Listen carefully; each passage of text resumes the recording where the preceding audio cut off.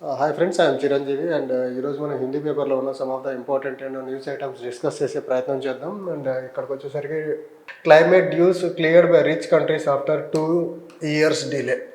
2 సంవత్సరాల డిలే తర్వాత rich countries ఏవైతే పూర్ కంట్రీస్కి పే చేయాల్సిన క్లైమేట్ చేంజ్ రిలేటెడ్ డ్యూస్ ఏవైతే ఉన్నాయో అవి 2 సంవత్సరాల డిలే తర్వాత పే చేశారనేసి ఆర్టికల్ న్యూస్ ఐటమ్ చెప్తా ఉంది. జనరల్గా ఇది $100 billion every year యాన్యువల్గా Paris climate agreement కింద article 9 of the Paris climate agreement కింద ఇవ్వాల్సిన డ్యూస్ $100 billion పర్ ఇయర్ ఈ డెవలప్డ్ కంట్రీస్ డెవలపింగ్ కంట్రీస్కి ఈ క్లైమేట్ చేంజ్ రిలేటెడ్ యాక్టివిటీస్ని మిటిగేట్ చేసేదానికి ఇవ్వాల్సిన ఫండ్ అనమాట ఇది. కానీ దీన్ని 2 years డిలే తర్వాత ఇచ్చారనేసి మనకు ఓఈసీడీ కన్ఫర్మ్ చేసింది. అండ్ ఓఈసీడీ వచ్చేసి మనకు జనరల్గా ఈ 37 డెమోక్రటిక్ కంట్రీస్ యొక్క గ్రూప్ ఇది. దీని యొక్క ప్రధాన ఆబ్జెక్టివ్ ఏంటంటే పాలసీస్ స్టాండర్డ్ పాలసీస్ డెవలప్ చేసి సస్టైనబుల్ డెవలప్మెంట్ కోసం ఒక ఎజెండాస్ని డెవలప్ చేస్తూ ఉంటుంది. ఇది అంతా ఇదొక గవర్నమెంటల్ ఫోరం అనమాట. 37 డెమోక్రటిక్ ఎకానమీస్ గ్రూప్డ్గా జాయిన్ అయిపోయి ప్రధానంగా ఓఈసీడీ అనేది Europe and other developed countries సెంట్రిక్గా పనిచేస్తూ ఉంటుంది. ఇప్పుడు మనకి ఏదైతే ఈ climate fund to the poor countries ఏదైతే ఉందో article 9 of the Paris agreement మనకు డిసైడ్ చేసింది $100 billion ఎవ్రీ ఇయర్ ఇవ్వాలనేసి పూర్ కంట్రీస్కి. So for the first time 2022లో పూర్ కంట్రీస్కి ఈ $100 billion ఇచ్చారని ఓఈసీడీ కన్ఫర్మ్ చేసింది. అండ్ మనకు నెక్స్ట్ టాపిక్ వచ్చేసి ఇండియా యొక్క న్యాచురల్ గ్యాస్ డిమాండ్ ఒక 2024కి 7% పెరుగుతుందనేసి ఈ న్యూస్ ఐటమ్ చెప్తా ఉంది. జనరల్గా మనకి ఇండియాలో గ్లోబల్ వార్మింగ్ పెరుగుతున్న ఈ క్రమంలో న్యాచురల్ ఫాజిల్ ఫ్యూయల్స్ నుంచి గ్యాస్ బేస్డ్ ఎకానమీ వైపు ఇండియా టర్న్ అవుతున్న ఈ క్రమంలో ఎవ్రీ ఇయర్ మనకు జనరల్గానే గ్యాస్ కన్జంప్షన్ అనేది పెరుగుకుంటూ వస్తుంది. అది 2023లో అయితే మనకు దగ్గరగా 10% న్యాచురల్ గ్యాస్ డిమాండ్ పెరిగింది. అండ్ 24కి ఒక 7% పెరుగుతుంది అనేసి ఒక న్యూస్ ఐటమ్ చెప్తా ఉంది. జనరల్గా మనకు ఇండియాలో వచ్చేసి న్యాచురల్ గ్యాస్ హైయెస్ట్ కన్జంప్షన్ వచ్చేసి ఫెర్టిలైజర్ సెక్టర్లో ఎక్కువ ఉంటుంది. తర్వాత మనకు ట్రాన్స్పోర్టేషన్లో సెకండ్ హైయెస్ట్గా ఉంటుంది. తర్వాత ఇండస్ట్రియల్, తర్వాత డొమెస్టిక్లో థర్డ్ హైయెస్ట్గా మన గ్యాస్ కన్జంప్షన్ ఇండియాలో ఉంటుంది. జనరల్గా మన ఇండియా ఏదైతే న్యాచురల్ గ్యాస్ పరంగా అంతా న్యాచురల్ రిసోర్సెస్లో మనకు న్యాచురల్ గ్యాస్ విషయంలో ఇండియా సెల్ఫ్ సఫిషియెంట్ అయితే కాదు, మోస్ట్ ఆఫ్ ద గ్యాస్ మనము ఇంపోర్ట్ చేసుకోవాల్సి ఉంటుంది. సో వేరే జనరల్గా మనకు వెస్ట్ ఏషియా నుంచి ఎక్కువ గ్యాస్ని మనము ఇంపోర్ట్ చేసుకుంటూ ఉంటాము. సో ఇండియా వచ్చేసి మనకు హైయెస్ట్ గ్యాస్ సప్లయర్ కంట్రీగా చూసుకుంటే మనకు ఖతార్ నుంచి మ్యాక్సిమం గ్యాస్ ఇండియాకి వస్తుంది. అండ్ వచ్చిన గ్యాస్లో హైయెస్ట్ పర్సెంటేజ్ ఆఫ్ గ్యాస్ యూసేజింగ్ సెక్టర్ వచ్చేసి మనకు ఫెర్టిలైజర్ సెక్టర్ ఉంటుంది. Close to 30% of natural gas consumption ఈ ఒక్క ఫర్టిలైజర్ సెక్టర్లోనే జరుగుతూ ఉంది. So overview of the Amrut scheme అండి. అమృత్ అంటే మనకు nothing but Atal mission for reservation and urban transformation. ఇది కంప్లీట్గా మనకు అర్బన్ ఏరియా డెవలప్మెంట్ కోసం లాంచ్ చేసిన స్కీమ్. ఇది 2016లో ఈ అమృత్ స్కీమ్ని లాంచ్ చేశారు మోడీ గవర్నమెంట్ NDA 1లో. అండ్ ఈ స్కీమ్ యొక్క మెయిన్ ఆబ్జెక్టివ్ వచ్చేసి మనకు ప్రధానంగా చూసుకుంటే ఎవ్రీ హౌస్ హోల్డ్కి యాక్సెస్ టు ట్యాప్ వాటర్, తర్వాత supply of water and sewage connection, safe drinking water, తర్వాత sewage connection to every household. And second వచ్చేసి మనకు అర్బన్ ఏరియాస్ గ్రీనరీ యొక్క ఏరియాని పెంచడం, తర్వాత ఓపెన్ ఏరియాస్, తర్వాత పార్కులను బెటర్ చేయడము, తర్వాత reduce the pollution in cities. Mainly ఈ 3 ఆబ్జెక్టివ్ సెంటర్స్గా సేఫ్ డ్రింకింగ్ వాటర్, తర్వాత సీవేజ్ డ్రింకింగ్ వాటర్ కనెక్షన్, తర్వాత sewage connection to every house hold in urban areas, తర్వాత గ్రీనరీని పెంపొందించడం, తర్వాత అర్బన్ ఏరియాలో పొల్యూషన్ని తగ్గించడం. దీని సెంట్రిక్గా ఈ అమృత్ అనే స్కీమ్ని మనకు 2015లో లాంచ్ చేశారు. అండ్ 2021లో urban 2.0 second version of the urban scheme launch చేశారు. అర్బన్ 1లో వచ్చేసరికి మనకు ప్రధానంగా 3 ఆస్పెక్ట్ ఉన్నాయి. ఒకటి హౌస్ హోల్డ్కి tap drinking water, sewage connection, తర్వాత మనకు గ్రీనరీని పెంపొందించడం, తర్వాత పొల్యూషన్ లెవెల్ని తగ్గించడం. ఏదైతే అర్బన్ మనకు అమృత్ 2 ఉందో అందులో ప్రధానంగా 2 అంశాల మీదే ఫోకస్ చేశారు. ఒకటి safe drinking water and sewage, తర్వాత గ్రీనరీని పెంపొందించడం. ఎయిర్ పొల్యూషన్ గురించి దీంట్లో మిస్ చేసేసారనమాట. అమృత్ 2లో ఎయిర్ క్వాలిటీ రిలేటెడ్ ఆస్పెక్ట్ని మిస్ చేసేసి అమృత్ 1లో ఉన్న ఎయిర్ క్వాలిటీ పొల్యూషన్ రెడ్యూస్ చేయాలనే ఆస్పెక్ట్ ఏదైతే ఉందో అది అమృత్ 2లో రెడ్యూస్ చేశారు. అండ్ ఈ అమృత్ 2 డిజైన్ అంతా మనకు బేసిక్గా చూసుకుంటే వాటర్ మొబిలిటీ తర్వాత పొల్యూషన్ రిలేటెడ్ ఆస్పెక్ట్ని అడ్రస్ చేసేదానికి స్టార్ట్ చేశారు. దీంట్లో ప్రధానంగా సెంట్రల్ గవర్నమెంట్ నుంచి ఫండ్ వస్తుంది, స్టేట్ గవర్నమెంట్ తర్వాత అర్బన్ లోకల్ బాడీస్ ఏదైతే స్టాట్యుటరీ టౌన్స్ ఉంటాయో వాటిని మూడింటిని పార్ట్ చేస్తా ఈ స్కీమ్ని డిజైన్ చేశారు. అండ్ స్టాట్యుటరీ టౌన్స్ని కూడా ఇందులో పార్ట్ చేశారు. స్టాట్యుటరీ టౌన్స్ అంటే జనరల్గా మున్సిపాలిటీ, కార్పొరేషన్స్ తర్వాత కంటోన్మెంట్ బోర్డ్స్ ఉంటాయి. ఇండియాలో 2011 సెన్సస్ ప్రకారం మనకైతే 4041 స్టాట్యుటరీ టౌన్స్ ఉన్నాయి.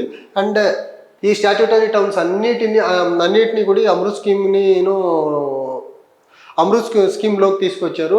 ఇప్పుడు వరల్డ్ బ్యాంక్ ఎస్టిమేషన్స్ ప్రకారం ఇప్పటికైతే ఇండియాలో దగ్గర 37% ఆఫ్ ద ఇండియన్ పాపులేషన్ అర్బనైజ్డ్గా ఉన్నారు.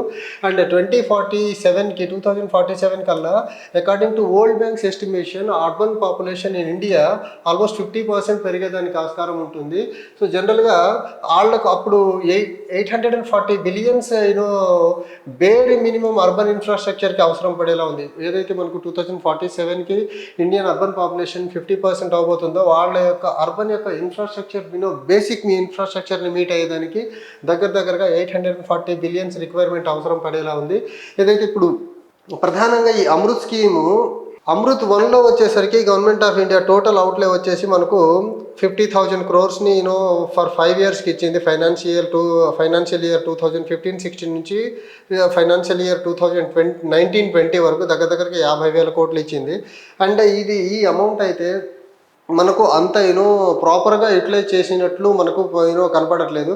ఒక నీతి ఆయోగ్ రిపోర్ట్ ఏం చెప్తుందంటే 40% of the India's population will not have safe drinking వాటర్కి ఇప్పటికీ యాక్సెస్ లేదు అని చెప్తుంది. Nearly 30% 31% urban India house holds pipe drinking water లేదని చెప్తా ఉంది. 67% కనెక్టెడ్ మన సీవేజ్ కనెక్షన్ లేదు. 67.3% హౌస్ హోల్డ్స్కి సీవేజ్ కనెక్షన్ లేదు అని చెప్తా ఉంది.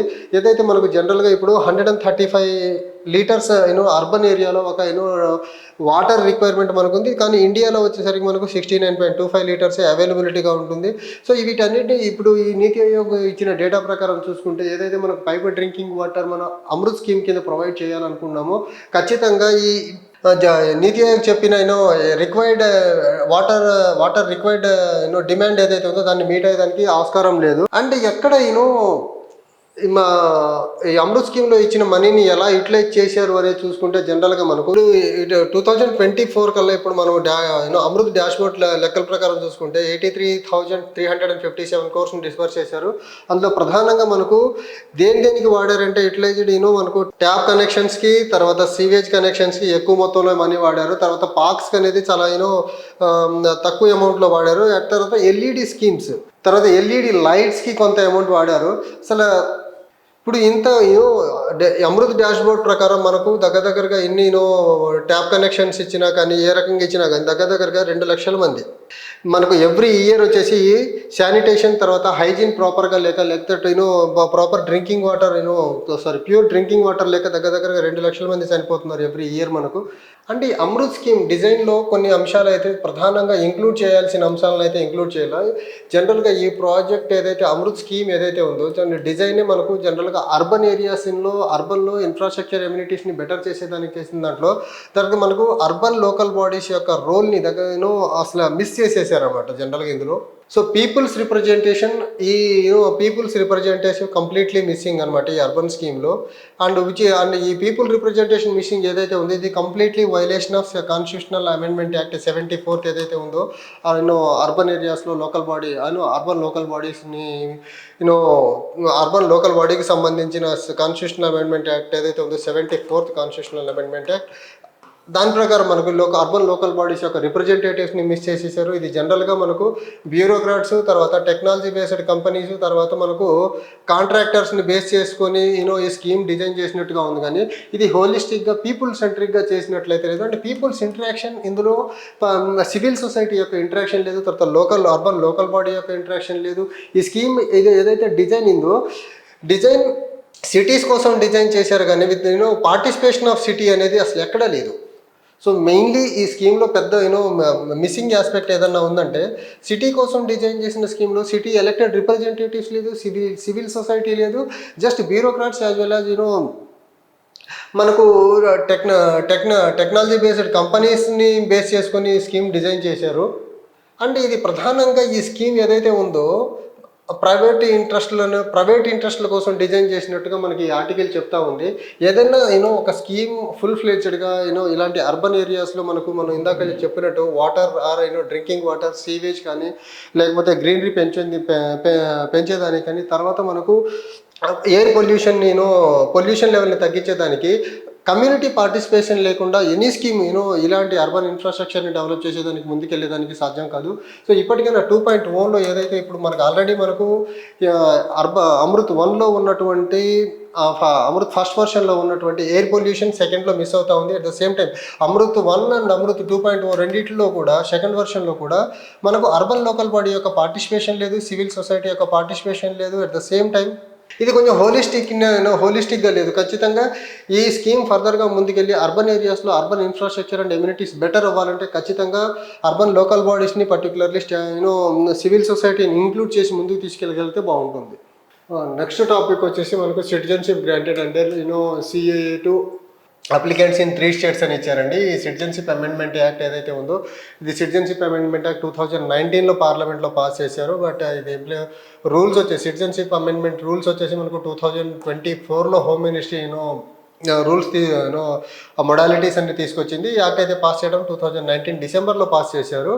అండ్ ఈ సిటిజన్షిప్ అమెండ్మెంట్ యాక్ట్ యొక్క మెయిన్ ఇంటెన్షన్ ఏంటంటే రిలీజియస్ పర్సిక్యూషన్ ఫేస్ చేస్తున్న హిందూస్, జైన్స్ కానీ, క్రిస్టియన్స్ కానీ, సిఖ్లను, బుద్ధిస్టులను, పార్సీస్లను పాకిస్తాన్, ఇండియా అండ్ బంగ్లాదేశ్లో ఈ ప్రిడామినెంట్ ముస్లిం కంట్రీస్, ఈ 3 కంట్రీస్లో రిలీజియస్ పర్సిక్యూషన్ ఫేస్ చేస్తున్నటువంటి ఈ రిలీజియన్కి సంబంధించిన వ్యక్తులని హిందూస్ని, జైన్స్ని, క్రిస్టియన్స్ని, సిఖ్ని, బుద్ధిస్ట్ని, పార్సీస్ని వీళ్ళందరినీ ఇండియాలో రెఫ్యూజీస్గా ఉంటే వాళ్ళకు సిటిజన్షిప్స్ అకార్డ్ చేయాలని ఒక ఉద్దేశంతో సిటిజన్షిప్ అమెండ్మెంట్ యాక్ట్ని 2019లో పార్లమెంట్లో పాస్ చేశారు. మొడాలిటీస్ వచ్చేసి 2024లో తీసుకొచ్చారు హోమ్ మినిస్ట్రీ. జనరల్గా సిటిజన్షిప్ అనేది మనకు యూనియన్ లిస్ట్లో ఉన్న subject. So for the first set of certificate under CAA వచ్చేసి ఢిల్లీలో ఉన్న పాకిస్తాన్ నుంచి వచ్చిన హిందూస్కి ఇవ్వడం అయితే జరిగింది. అండ్ సెకండ్ వచ్చేసి ఇప్పుడు రీసెంట్గా ఈ 3 స్టేట్స్ ఏవైతే ఉన్నాయో ఉత్తరాఖండ్, హర్యానా, తర్వాత వెస్ట్ బెంగాల్లో ఉన్న 3 రాష్ట్రాల్లో వచ్చినటువంటి రెఫ్యూజీస్కి సిటిజన్షిప్ని ఇచ్చారు అనేసి హోమ్ మినిస్ట్రీ ఒక స్టేట్మెంట్లో ఇస్తుంది. ఈ క్రమంలో మనకు 3 రిలీజియస్ పర్సిక్యూషన్ ఫేస్ చేస్తున్నటువంటి ఈ రిలీజియన్ సంబంధించిన వ్యక్తులకి ఏదైతే ఇందాక చెప్పిన హిందూస్, జైన్స్ ఈ communities Pakistan, India neighbouring countries Pakistan, Afghanistan, Bangladesh తీసుకొచ్చారు. కానీ వెరీ అడ్జసెంట్గా ఉన్నటువంటి మనకు నేపాల్ కానీ, భూటాన్ కానీ, తర్వాత మనకు సౌత్లో ఉన్నటువంటి శ్రీలంక లేదు. ఈ బిల్ పాస్ చేస్తున్న క్రమంలో ఈ బిల్కి ప్రొటెస్ట్గా తమిళనాడు నుంచి ఒక డిమాండ్ వచ్చింది. తమిళనాడు నుంచి వచ్చిన డిమాండ్ ఏంటంటే శ్రీలంకలో ఎవరైతే religious persecution or ethnic related problems face చేస్తున్నారో తమిళులు, వాళ్ళకు కూడా ఈ బిల్లో ఇంక్లూడ్ చేస్తే బాగుంటుంది, అప్పుడు ఇది బిల్ యొక్క హోలిస్టిక్ వస్తుంది, దీన్ని మేము సపోర్ట్ చేస్తామన్నారు. అప్పుడు తమిళనాడు గవర్నమెంట్ యాక్చువల్గా ఈ బిల్ని సపోర్ట్ చేయడం పార్లమెంట్లో పాస్ చేస్తున్నట్టు. రీజన్ ఏంటంటే తమిళులు శ్రీలంకలో ఫేస్ చేస్తున్న ప్రాబ్లమ్స్ని వాళ్ళు ఇండియాకి వస్తే వాళ్ళు కూడా ఈ సిటిజన్షిప్ ఇచ్చే ఒక ప్రొవిజన్ దీనిలో పొందుపరిస్తే బిల్లుకి మద్దతు ఇస్తామంది. సంభవ్ బిల్ పాస్ చేసిన తర్వాత కూడా శ్రీలంకని ఈ లిస్ట్ ఆఫ్ కంట్రీస్లో జాయిన్ చేయలేదు. అట్ ద సేమ్ టైం తమిళ్స్ని కూడా జాయిన్ చేయలేదు చూసుకుంటే. అండ్ దానివల్ల ఇప్పుడు శ్రీలంక నుంచి వచ్చే తమిళులు ఎవరైతే తమిళన్స్ ఉంటారో వాళ్ళకు సిటిజన్షిప్ యాక్ట్ కింద సిటిజన్షిప్ ఇచ్చేదానికి ఆస్కారం లేదు. సో దీని విషయంలో చాలా పెద్ద మొత్తంలో కాంట్రవర్సీస్ వచ్చినాయి.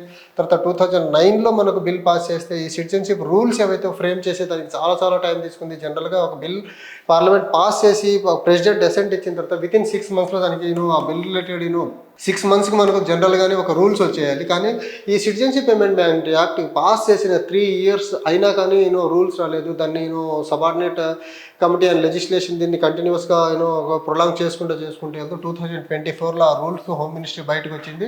ఇక నుంచి ఏదైతే రిలీజియస్ పర్సిక్యూషన్ పాకిస్తాన్లో, బంగ్లాదేశ్లో, ఆఫ్ఘనిస్తాన్లో ఫేస్ చేస్తున్న ఈ సెడ్ కమ్యూనిటీస్ రిలీజియన్స్ ఏవైతే ఉన్నాయో వీటన్నిటికీ ఇండియాలో ఒక ప్రొసీజర్ ప్రకారం సిటిజన్షిప్ గ్రాంట్ చేసే ప్రక్రియ అయితే మొదలైంది. ఓకే, మనకు నెక్స్ట్ టాపిక్ వచ్చేసి ఈ సైన్స్ అండ్ టెక్నాలజీ రిలేటెడ్ అండి. Rudra M2 A2 surface missile ఇది సక్సెస్ఫుల్గా లాంచ్ చేశారని ఉంది. ఈ మిసైల్ని డెవలప్ చేసింది మాత్రం DRDO. అండ్ ఈ మిసైల్ రేంజ్ అయితే 300 km/h ట్రావెల్ చేస్తుంది. ఆబ్జెక్టివ్ వచ్చేసి ఎనిమీస్ యొక్క అసెట్స్ని న్యూట్రలైజ్ చేసేదానికి డిజైన్ చేశారండి దీన్ని. అండ్ ఇది రుద్ర M2 ఏదైతే ఉందో చాలా అడ్వాన్స్డ్ టెక్నాలజీతో డిజైన్ చేసేసారు దీన్ని. అండ్ ఇది completely indigenously developed A2 surface missile ఇది యాక్చువల్గా A2 సర్ఫేస్ మిసైల్. అండ్ దీన్ని దేని ద్వారా లాంచ్ చేశారంటే Su-30MK1 అనే జెట్ ద్వారా లాంచ్ చేశారండి. సో ఇది ఒక డిఫెన్స్ యొక్క ఇండియన్ డిఫెన్స్ క్యాపబిలిటీని పెంపొందించే ప్రక్రియలో భాగంగా దీన్ని డెవలప్ చేశారు. రేంజ్ వచ్చేసి 300 km/h ఉంటుంది, 300 km/h ఉంటుంది. అండ్ ఆబ్జెక్టివ్ వచ్చేసి ఎనిమీ కంట్రీస్ యొక్క ఎసెట్ని న్యూట్రలైజ్ చేసేదానికి ఇది హెల్ప్ అవుతుంది. తర్వాత ఏదైతే ఈ రుద్ర M2 ఉందో ఇది మనకు ఎనిమీ కంట్రీస్ యొక్క ఇమేజెస్ని ప్రాపర్గా తీసుకొచ్చేదానికి కూడా హెల్ప్ అవుతూ ఉంది ఇమేజ్ రేడార్ టెక్నాలజీ ద్వారా. దీన్ని DRDO డెవలప్ చేసింది, కంప్లీట్లీ ఇండిజినియస్లీ డెవలప్డ్ టెక్నాలజీ అండి. మనకు నెక్స్ట్ టాపిక్ వచ్చేసండి India to import wheat after 6 years to shore up reserves అండి. మనకు ఇండియాలో 6 సంవత్సరాల తర్వాత మనకు మళ్ళీ వీట్ ఇంపోర్ట్ చేసుకోబోతుంది. ఇది వీట్ ఇండియా ఇంపోర్ట్ చేసుకునే పరిస్థితి ఎందుకు ఉత్పన్నమైంది అంటే గత 3 yearsగా మనకు ఇండియాలో వీట్ అవుట్పుట్ ఏదైతే ఉందో, ప్రొడక్షన్ ఏదైతే ఉందో కంటిన్యూస్లీ తగ్గుకుంటా 3 yearsగా తగ్గుతుంది. కాబట్టి ఇండియా మళ్ళీ వీటిని ఇంపోర్ట్ చేసుకునే పరిస్థితి ఉత్పన్నమైంది. ప్రధానంగా మనకు రష్యా నుంచి ఇండియా వీటిని ఇంపోర్ట్ చేసుకునే దానికి డిసైడ్ అయింది. దీనికి వచ్చేసరికి ఒక 40% ఏదైతే ఉందో మనకు ట్యాక్స్ డ్యూటీస్ని తగ్గించే ప్రయత్నం కూడా వీట్ ఇంపోర్ట్స్ మీద 40% ట్యాక్స్ని తగ్గించే గవర్నమెంట్ ఒక డెసిషన్ తీసుకుంది. ప్రధానంగా ఏంటంటే దీన్ని ఒక రాబోయే ఫ్యూచర్ డిమాండ్స్ని మీట్ అయ్యేదాన్ని మైండ్లో పెట్టుకుని గవర్నమెంట్ ఒక డెసిషన్ తీసుకుంది. తర్వాత ఫ్యూచర్ డిమాండ్ మీట్ అయ్యేదాన్ని గవర్నమెంట్ డెసిషన్ తీసుకుంది. వీట్ అనేది మనకి జనరల్గా ఇండియాలో వచ్చేసి రబీ సీజన్లో గ్రో అయ్యే క్రాప్ అండి ప్రధానంగా. సో క్రాపింగ్ సీజన్ వచ్చేసి మనకు డిసెంబర్ నుంచి డిసెంబర్లో జనరల్గా సోయింగ్ సీజన్ స్టార్ట్ అవుతుంది. ఏప్రిల్ మేలో మనకు హార్వెస్టింగ్ ఉంటుంది. ఇండియాలో జనరల్గా వీట్ అనేది ప్రిడామినెంట్లీ నార్త్ ఇండియాలో చాలా ఎక్కువ కన్జ్యూమ్ చేస్తారు. అంటే వీట్ క్రాప్ ప్రొడ్యూసింగ్ స్టేట్స్ చూసుకుంటే మన ఇండియాలో ఉత్తరప్రదేశ్ టాప్ ఉంది. Second highest wheat producing state in India వస్తే మధ్యప్రదేశ్, థర్డ్ వచ్చేసి పంజాబ్ ఉంది. And fourth wheat producing state వచ్చేసి మనకు హర్యానా ఉంది. మనం గ్లోబల్లీ కానీ చూసుకుంటే గ్లోబల్లీ బిగ్గెస్ట్ ఎక్స్పోర్టర్స్ ఆఫ్ వీట్గా చూసుకుంటే రష్యా ఫస్ట్ లార్జెస్ట్ ఎక్స్పోర్టర్గా ఉంది. అండ్ సెకండ్ హైయెస్ట్ ఎక్స్పోర్టర్ వచ్చేసి యూరోపియన్ యూనియన్ ఉంది. అండ్ థర్డ్ వచ్చేసి మనకు ఆస్ట్రేలియా. అండ్ ఫోర్త్ వచ్చేసి USA. USA is the fourth largest exporter of wheat in the world, and Russia is that largest exporter of the wheat in the world. And ఇవి some of the important topics ఈరోజు హిందూ పేపర్లో అండి. Tomorrow Hindu paper enrol చేస్తూ మళ్ళీ meet అవుతాం. Thank you.